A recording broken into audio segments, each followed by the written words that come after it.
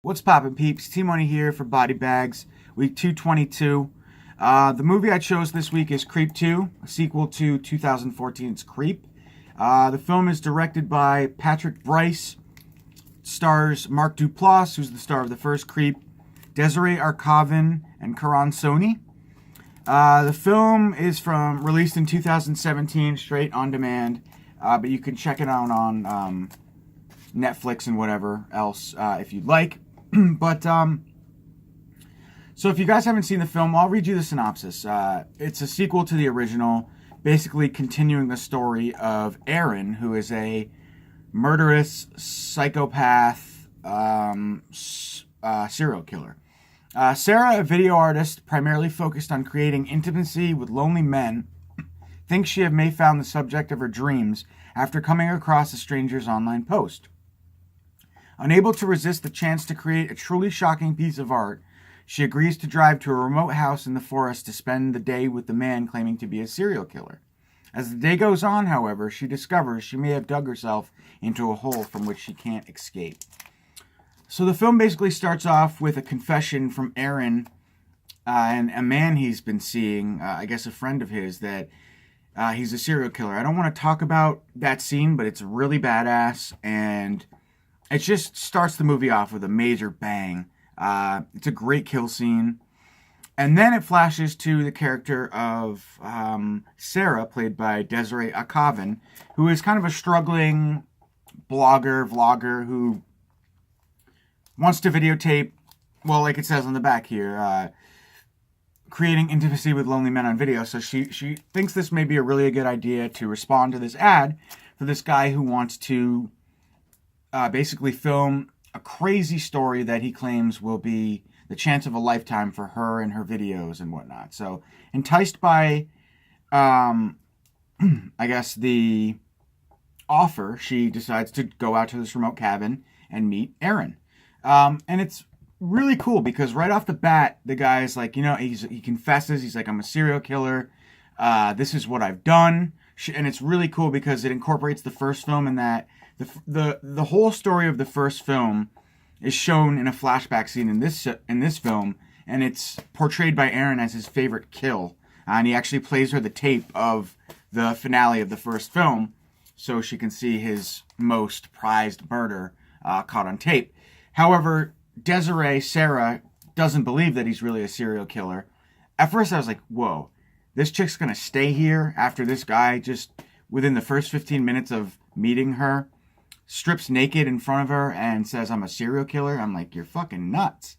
But the fact that it's revealed later in a scene in the bathroom where she says, oh my God, I don't believe that he's a serial killer at all. But she's kind of she's kind of like discussing the potential, I guess, what am I trying to say?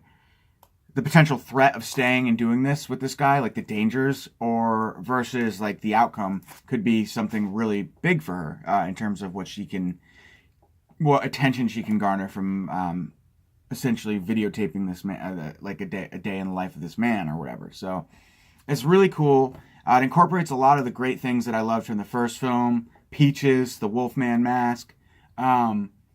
And it's different. It's a unique, I think it's a fresh spin on the original, because I was wondering, what are they going to do, Creep 2, that they didn't do in the original? And it's a totally different story.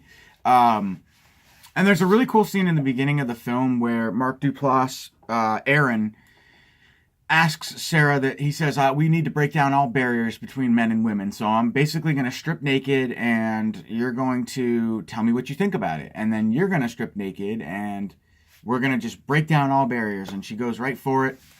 Kind of sucks, though, because you see full frontal male nudity, but you don't really see anything from the woman. So, yeah, that kind of isn't... I mean, women might like that, but for men, yeah, I don't know. But it's just... I like how it's just no holds barred. And I also thought it was kind of unique that... I think there was a reason behind Aaron, because when he takes the camera and he's filming Desiree, Sarah's character, nude, he like... You see, like, her take her shirt off, and then he goes straight up to the face. So I don't know if that's, like, revealing, like, sort of, like, how his internal conflict with women, where he's afraid to look at a naked woman. It's kind of contradicting what he says too, like, we need to break down these barriers. We need to feel comfortable with each other. I just think it's kind of ironic to note that she goes right for it, filming the whole piece, the whole 9 right in front of him, and he goes right up, shoots right up to her, just her face only. So it's like he's afraid to look at her. Just something interesting to note about his potential character as a murdering sociopath, psycho, or whatever. But anyway, on the back of the film here, it says Creep 2 is the best horror comedy since Evil Dead 2. Don't know about that. I do like how they kind of blended horror or comedy with the horror. It's very, to me, it's very subtle. It's not in your face. They're not trying to be funny per se. It's just the dialogue is written in a way that some things are funny.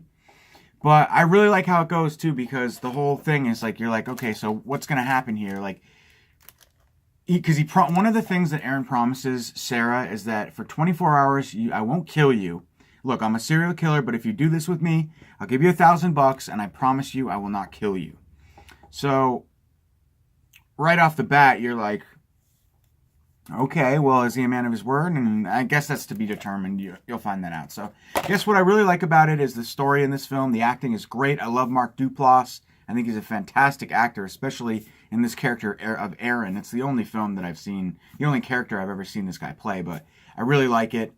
The main actress in the film, too, Sarah, played by Desiree Arcavin, I know I mentioned it multiple times, is great. So it's a great cast.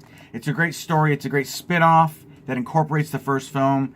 Or it's a great sequel, really, because it reveals what happens in the first film, but then it kind of...